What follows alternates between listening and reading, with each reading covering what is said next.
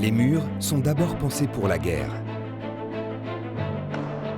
Ils assurent la protection d'un empire, d'un pays, d'un peuple. Ils circonscrivent un territoire, empêchent qu'il ne soit repris.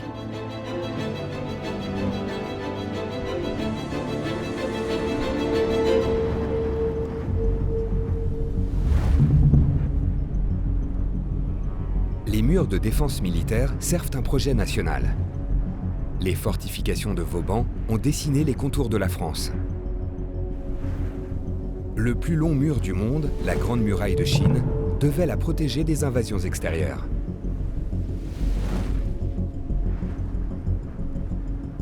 Comme le mur d'Adrien en Angleterre, qui marquait la limite nord de la civilisation romaine face aux barbares. Tombés sous les assauts, abandonnés au fil des siècles, les limites de ces empires déchus ont laissé d'immenses ruines entachées de sang. Les leçons de l'histoire ont-elles été retenues? Au XXe siècle, la guerre moderne invente de nouveaux murs, fige de nouveaux fronts dans le béton. Après le carnage de 14-18, la France et l'Allemagne s'emmurent pour assurer leur défense. À partir de 1930, la ligne Siegfried côté allemand fait face à la ligne Maginot côté français.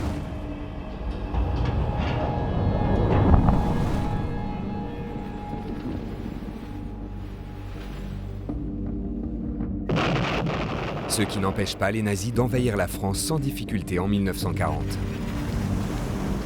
La ligne Maginot débordée, la puissance allemande a frappé vers le centre de la France. Dès l'année suivante, Hitler fait bâtir le mur de l'Atlantique. Une succession de bunkers pour défendre la limite ouest du Grand Reich.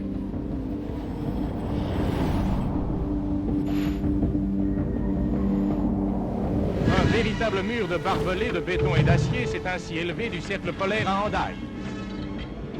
Les occupants nazis espèrent ainsi se protéger d'un débarquement anglo-américain. Il survient malgré tout. L'invasion alliée devait se briser les dents sur le béton. Ce fut le béton qui s'effondra.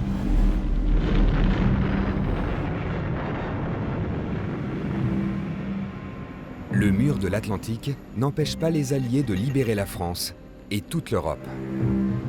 L'issue de la Seconde Guerre mondiale démontre une fois de plus l'inefficacité des murs. De la muraille de Chine au mur de l'Atlantique, les murs de défense ont disparu en même temps que les guerres qui les ont fait naître. Preuve, s'il en fallait, que la paix sait se passer des murs.